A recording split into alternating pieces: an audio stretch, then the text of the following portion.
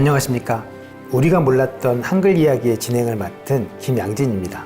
오늘도 천년고찰 진관사 국제한문화체험관에서 이야기를 나눠볼 텐데요. 오늘 우리가 몰랐던 한글 이야기를 나누게 해주신 진관사에 먼저 감사를 드립니다. 오늘도 한글 창제에 대한 흥미로운 주제를 가지고 거기에 대한 합리적인 해설을 전해주실 고려대 명예교수 정광 선생님을 모셨습니다. 네, 반갑습니다. 반갑습니다. 네.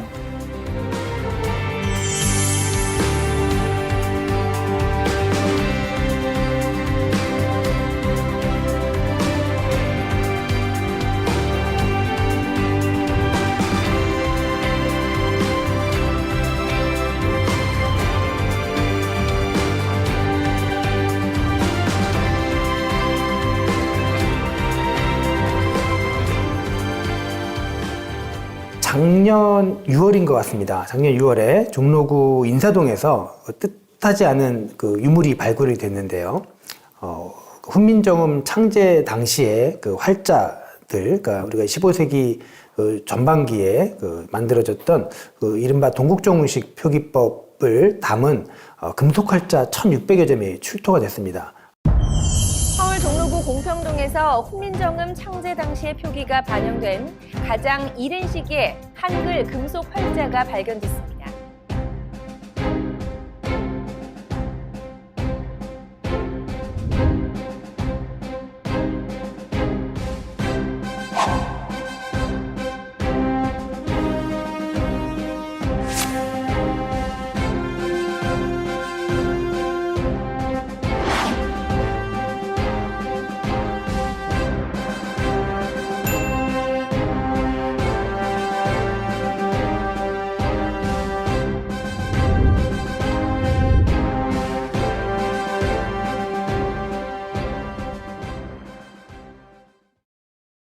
한글 창제 시기의 금속 활자들이 그 실물로 확인됐다는 점 자체가 놀라운 일이었고, 특히 한글 금속 활자들이 굉장히 그 다양한 크기의 그 모습들로 출토가 됐고, 그 글자들이 여러 가지 우리가 뜻밖의 이제 그 동국정운식 한자음이라고 알고만 있었던 글자들의 모양들을 직접 실물로 확인할 수가 있었는데요.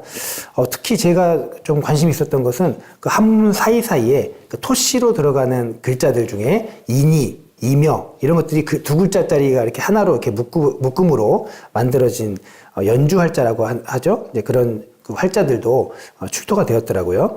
특히 이제 한글 창제와 더불어서 활발하게 이렇게 이제 퍼져갔던 당시에 이제 훈민정음 인쇄에 대한 여러 가지 이야기들을 아마 풀어갈 수 있는 열쇠가 되지 않을까 하는 생각입니다.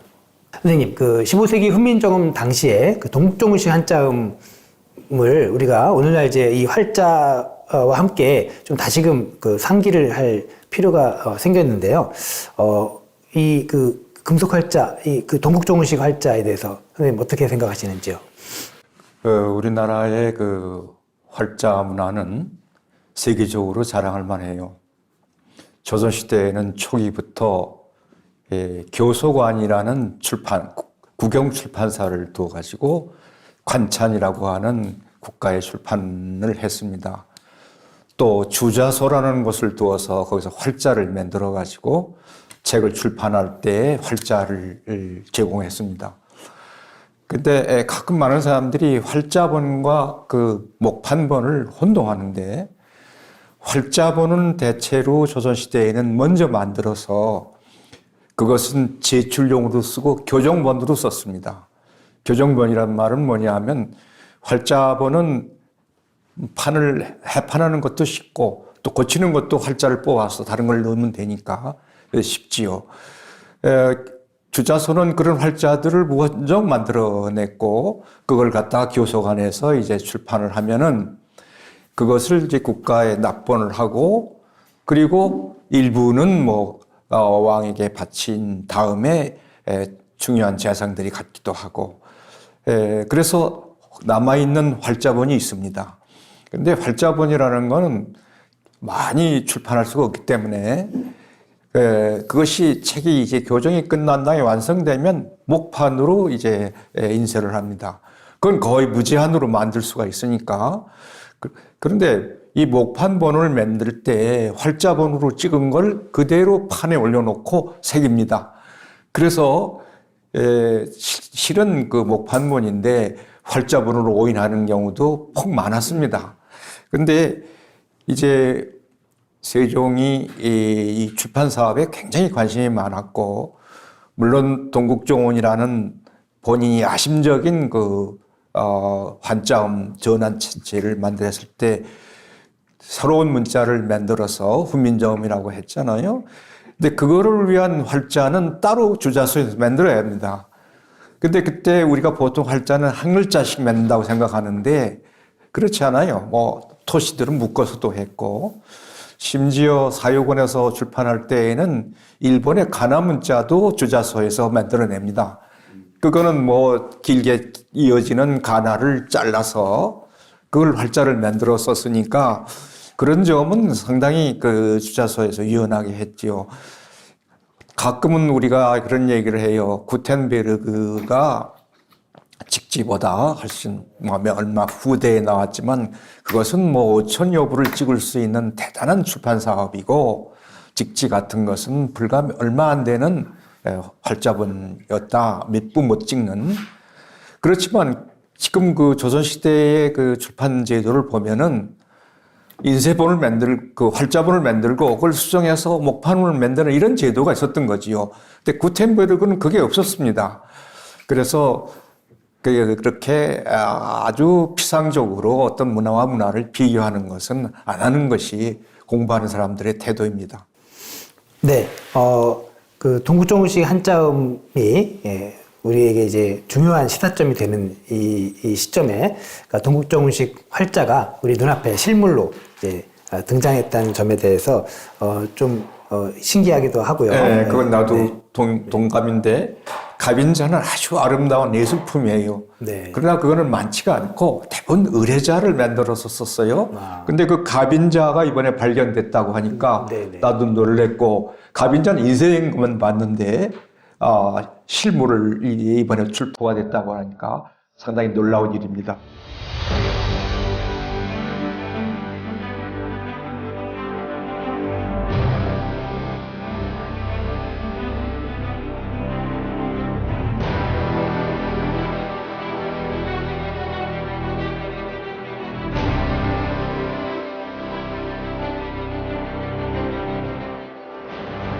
오늘 다룰 이야기로 본격적으로 들어가도록 하겠는데요. 오늘 선생님과 나눌 이야기는 훈민정음 창제와 관련된 이야기 중 한문과 한어에 대한, 중국어에 대한 이야기를 먼저 다루어 볼까 합니다. 앞선 그 두 강좌에서 선생님께서 훈민정음의 창제가 한자음 표기와 깊은 관련이 있다, 이런 말씀을 반복해서 말씀을 해주셨어요. 특히 이제 중국에서는 그 한문이라고 하는 개념 자체가 이제 수천 년 동안 큰 변화 없이 이어져 왔지만, 한자음의 관점에서의 중국어 발음은 시대의 흐름에 따라서 계속 달라져 왔던 것으로 알려져 있는데요.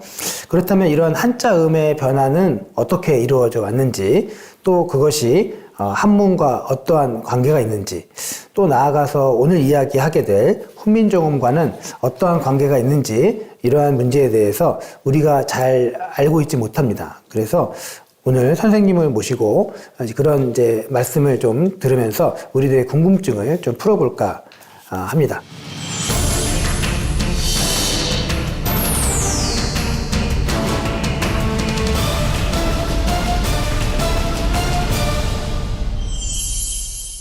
한문이라는 것을 한마디로 정의하기는 힘듭니다.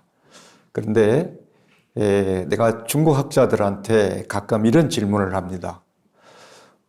유럽과 중국은 거의 같은 크기의 땅인데 왜 유럽은 30개에 가까운 나라로 나눠져 있는데 중국은 하나의 통일 국가를 유지합니까? 그러면 그 중국 학자들이 대답하기를 우리가 정치를 잘해서요, 그럽니다. 그러면 나는 웃으면서 그게 아니라 한자 때문이지요.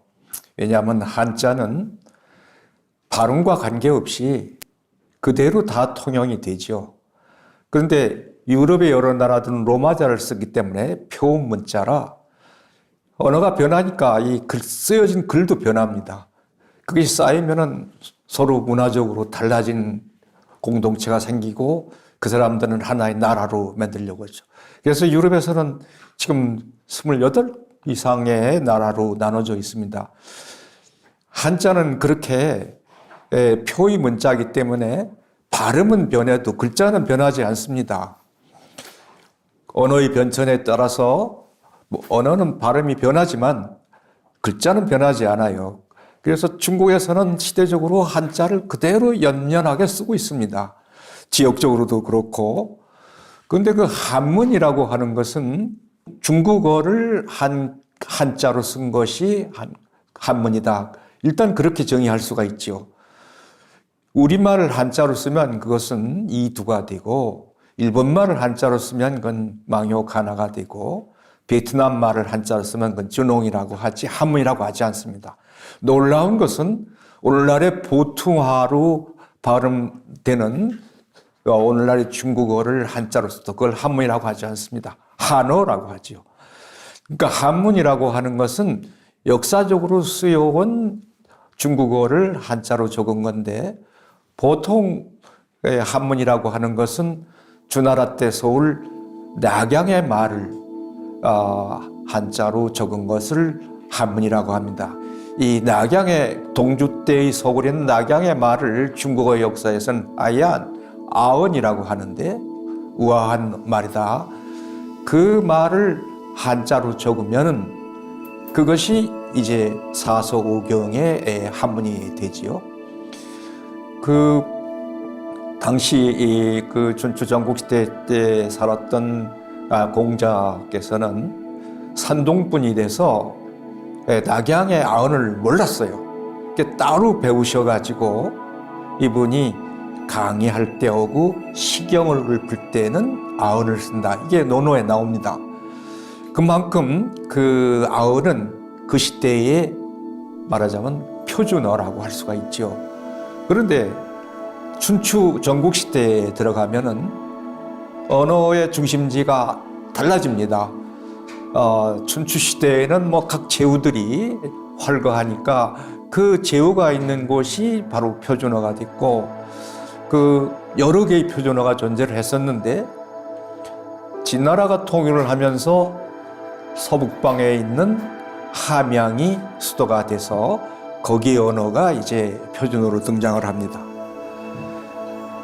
그러다가 이제 한나라가 서서 장안으로 도읍을 옮긴 다음에 당나라까지 이어지면서 장안은 1000년 동안, 1000여 년을 언어의 중심지, 문화의 중심지, 정치의 중심지가 됩니다.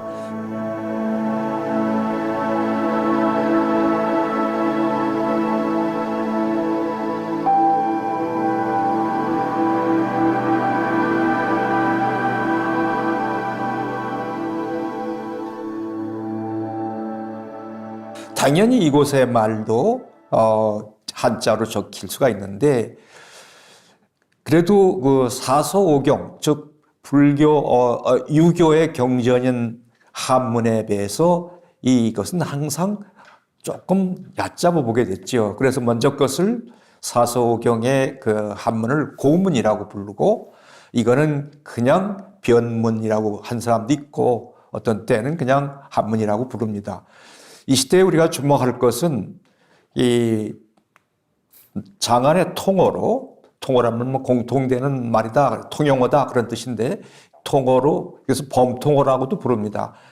통어로 많은 문학 작품이 나왔고, 더구나 중요한 것은 불경들이 이 통어로 번역이 돼서 정착을 한 겁니다.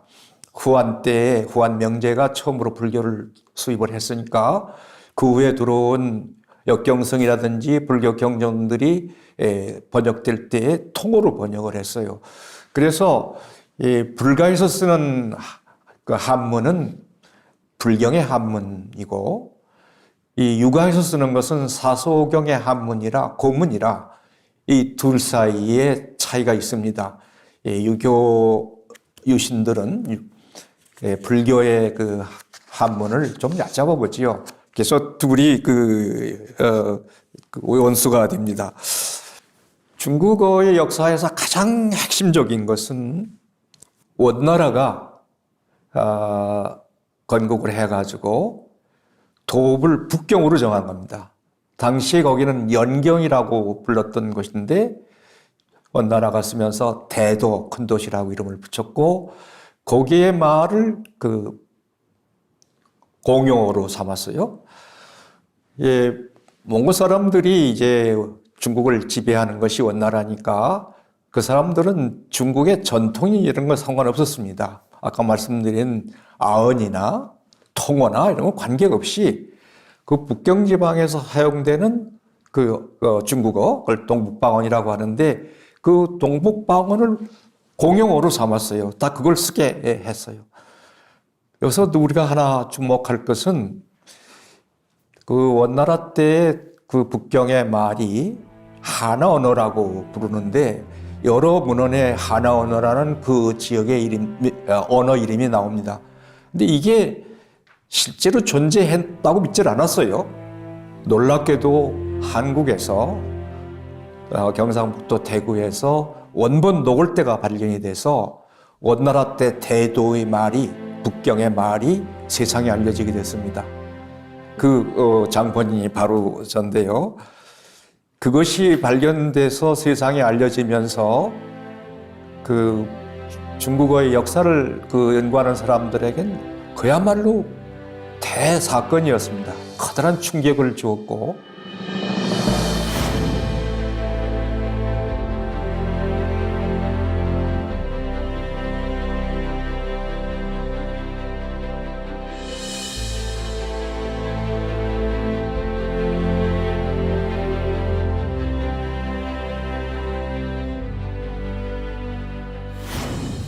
이제는 아마 중국어의 역사에서 하나 언어, 그 한어의 존재를 부인하는 사람은 없을 겁니다.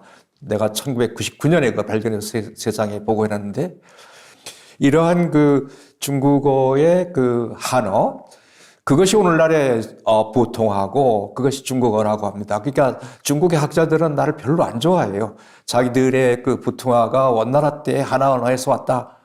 그것을 별로 자랑하고 싶지 않지요. 우리 한글 학자들 입장과 똑같습니다.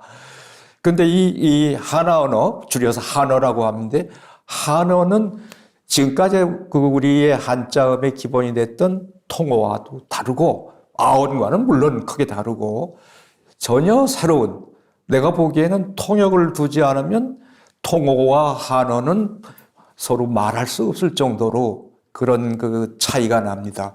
이 한어의 새로운 성립, 이것이 훈민정음 만드는 가장 기본적인 동기가 되지 않았나 그렇게 생각을 합니다.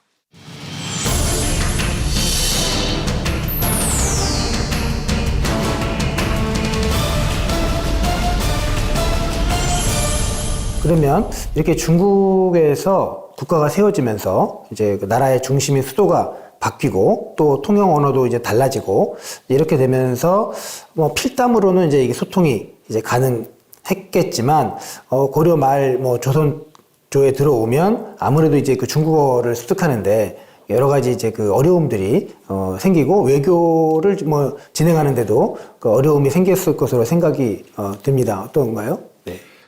그렇죠. 이제 북송 때까지는 당나라 때 물론이고 북송 때까지는 그 발음으로 들어온 한자니까 그걸 가지고 사서오경이나 아니면은 불경을 통해서 중국어 말을 배울 수가 있었고 그 사람들이 왔을 때 하등의 문제가 없었어요.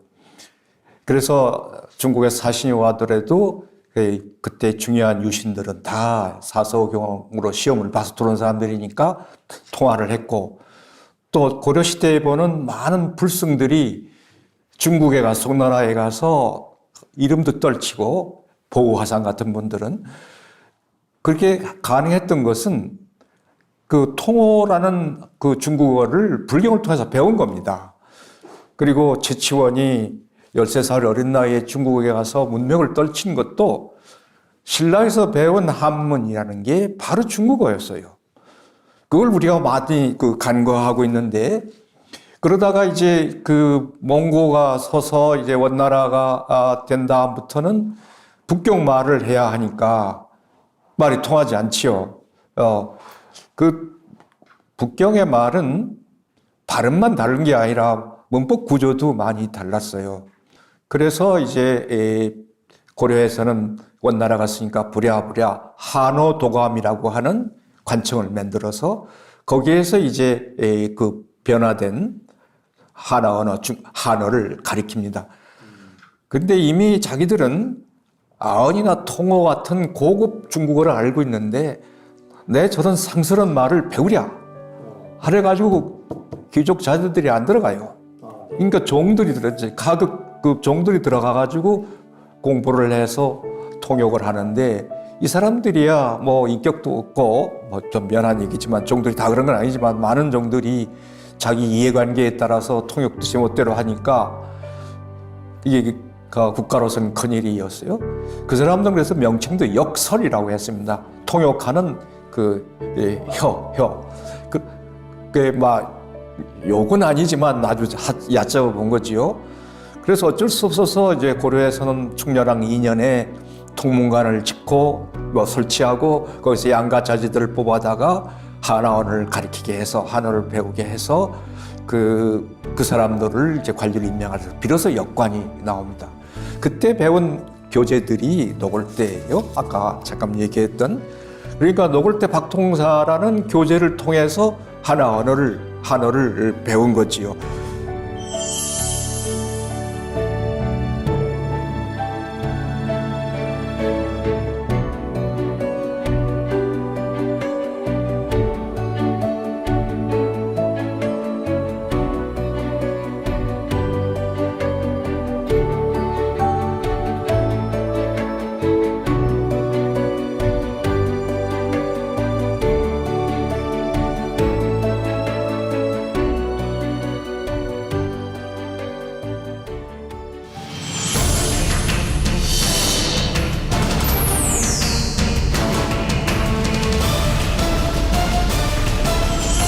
우선 이제 선생님 말씀하신 내용에 중국에서 새 나라가 건국이 되고 이제 특히 이제 원나라 같은 나라들이 들어오면서 중국의 통용어가 달라졌고 우리나라에서는 이제 이 중국어를 이제 습득하기 위해서 뭐 한어도감이라든지 또는 이제 그 중국의 문서를 읽기 위해서 뭐 이문도감 같은 이런 이제 기관들을 이제 만들게 됐다 이런 말씀을 해주셨어요. 한편 이제 그렇다면 국가적으로 이러한 이제 새롭게 들어온 형성된 중국의 언어를 이제 한국에서 어떤 이제 언어 정책적인 측면에서 반영을 할 필요도 생겼을 것 같습니다. 어떤 제도가 있었을까요? 네, 그렇죠. 그러니까 중국에서는 어문 정책이 상당히 중요한 국가 정책이었습니다. 그래서 중국에서는 나라를 세우면은 먼저 하는 일이 황제의 명령으로 운서를 간행을 합니다. 운서라는 건 발음 사전이죠. 근데 왜 이 운서를 간행하느냐? 발음 사전을 왜 간행하느냐? 이것은 새로운 나라에 섰을 때 옛날 세력들이 집권을 하고 있으면 중간 계층의 집권자들이겠지만 이분 그 나라를 새로 세운 보람이 없지요. 그래서 이제 이 통치 계획을 바꿔야 하는 그런 필요가 생깁니다. 중국은 다른 나라와 비해서 특이한 인재 선발의 제도가 있었는데 여러분들이 잘 아는 과거 제도죠. 한나라 때 시작해가지고 당나라 때 극성을 해서 모든 인재의 등용은 과거를 통해서 했어요. 이것은 서양에도 없고 가까운 일본도 안 합니다. 오로지 이제 중국 제도를 우리가 본받은 조선에서는 이제 과거 제도를 운영을 했는데 이 과거 제도의 중요한 것은 뭐냐 하면 계급적으로 사람을 뽑는 것이 아니라 능력에 의해서 인재를 등용하고 그 다음에 국가 통치가 직영이 가능합니다. 그러니까 지방의 토호들이 일본처럼 그 봉건 국가였으면 그 사람들이 다 지방을 차지하고 있으면은 중앙 집권지가 안 되는데, 근데 과거를 실시해서 인재를 선발해가지고 각 곳에 보내서 그들로 하여금 통치하게 하면은 중앙 집권이 가능합니다. 이 과거 제도를 중국에서 계속 가지고 있었던 것은 중앙 집권을 유지해서 말로 천하를 통일한 그 중앙 집권을 하려고 했던 것이죠. 아까 중국 학자들이 유럽은 여러 나라로 나눠졌지만 우리들은 하나의 그 통일된 국가를 가지고 있었던데 그 정치를 잘했다 하는 것은 바로 과거 제도를 의미하는 겁니다. 이 과거 제도에서 이제 사람을 뽑는데 한자의 과거 시험은 시부 책을 시험을 보는데 시를 지으려면 운이 필요하고 이 운은 국가가 정해줍니다. 그래서 새로운 국가가 생겼을 때 황제가 표준 운서를 정해서 황제의 명령으로 이것이 우리의 표준 운서다라고 하면 그 발음대로 해야 합니다. 그러면 자기들이 익숙한 지역의 그 중국어를 한자음으로 해서 그걸로 운서를 만들어 가지고 거기에서 시험을 보면은 당연히 자기 추종자들이 많이 합격을 하겠지요. 이런 그 통치 목적으로, 즉 중간 통치 계급의 불가를 위해서 필요했던 것입니다. 그래서 중국에서는 그 운서가 그 황제가 나라가 살았으면은 운서를 다시 만듭니다.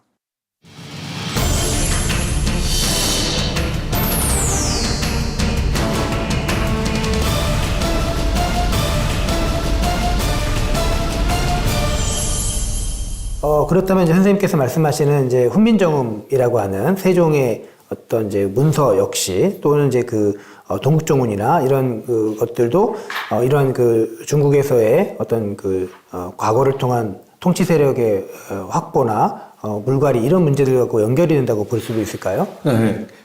내가 처음 이 중국의 운서를 공부할 때 왜 국가마다 초기에 직찬 운서가 나오느냐, 한자음을 국가가 정해서 그걸 운서로 만들어 가지고 황제의 명령으로 그걸 간행하느냐.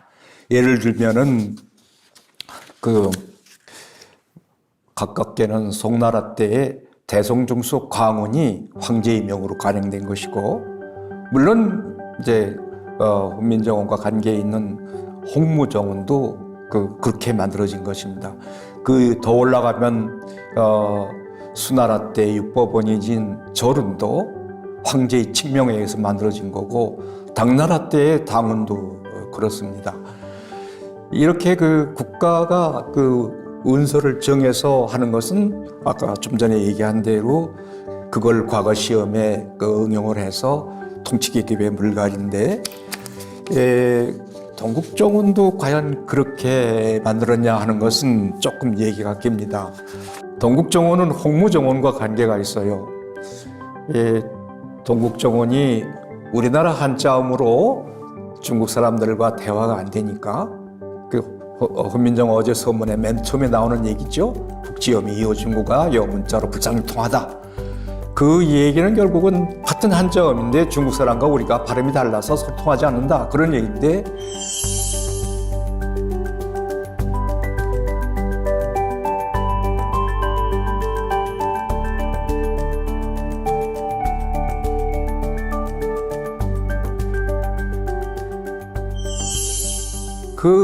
이 얘기가 똑같은 생각을 명나라 태조 주원장도 했어요.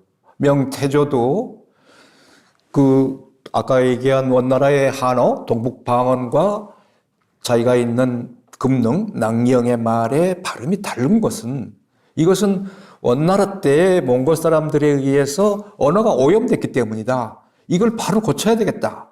그런 생각을 해서 홍무정운이라는 운서를 만듭니다. 근데 이게 명태조가 사람들을 시켜서 홍무정운을 만들 때 그 당시에 서울이던 낭경의 말을 기본으로 하지 않고 전통 운서의 발음을 많이 감안해서 인위적으로 수정한 운서를 만들었습니다. 그래서 그걸로 시험을 봐가지고 초기에는 물갈이도 했지요. 그런데 세종이 그 훈민정음을 만들 당시에는 명의 3대 황제인 영락대제가 남경으로부터 북경으로 천도를 했어요. 다시 그 한어가 그 명나라 수도의 북경의 언어가 됐어요. 그래서 나는 그 세종이 동국정운을 지은 것은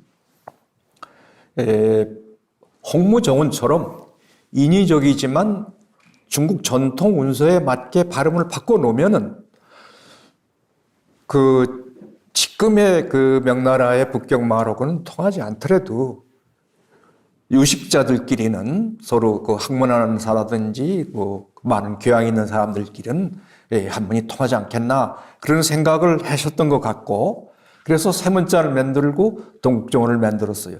근데 똑같은 일을 원나라 때에 파스파 문자를 만들고 전통 운서인 예부울약을 파스파 문자로 표만 그 몽고울약이라는 걸 냈던 것과 똑같은 거죠. 네.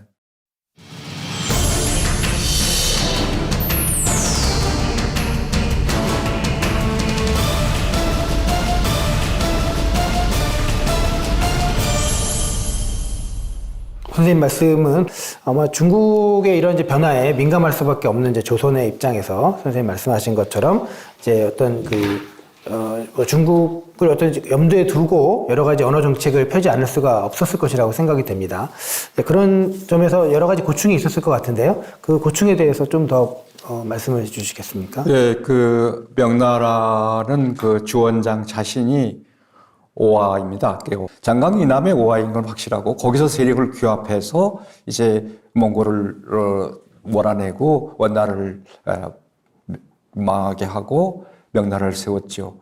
당연히 이 사람들은 그 옛날에 그 황제 누르학자 황제의 후예인 그 오화의 그 중화 사상을 강조해 왔습니다. 그래서 그 몽고의 잔재 그걸 이제 호월의 잔재라고 나는 쓰는데 오랑캐 원나라의 찌꺼기들 이걸 없애는 작업을 대대적으로 했어요. 그 중에 제일 1차 타켓이 그 파스파 문자입니다. 중국의 사설을 보면은 원나라 때에 파스파 문자로 그 중국의 여러 역사나 유고 경전까지도 몽고어로 번역해서 파스파 문자로 기록했다는 기록들이 많이 있어요. 그런 책이 하나도 남아있지 않습니다. 그렇다면은, 그러니까 세종 당시, 이 명나라의 중화 사상이 어떤 이제 이렇게 극도로 이제 강화되던 그런 어떤 이제 시기였다고 생각이 되는데요. 여기서 명나라에서 이렇게 이제 파스파자라든지 원나라의 잔재를 없애려고 이렇게 하던 시절에 세종이 파스파자를 모방해서 한글을 만들었다? 사실은 쉽게 생각하기 어려운 장면인 것 같은데요. 좋은 질문했어요. 그 질문 안 나올까 봐 내가 걱정했는데. 그래서 우리는 다시 그 훈민정음 어제 서문을 다시 봐야 합니다. 거기에 국지어음이 나란말싸미 중국에 달아 문자화로서 삼았지 아니할세 그 구절인데요.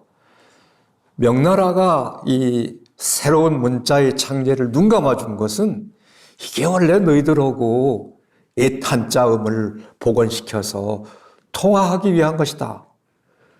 그것을 명예에게 납득시키기 위한 것이 아니겠느냐 그렇게 생각을 해요.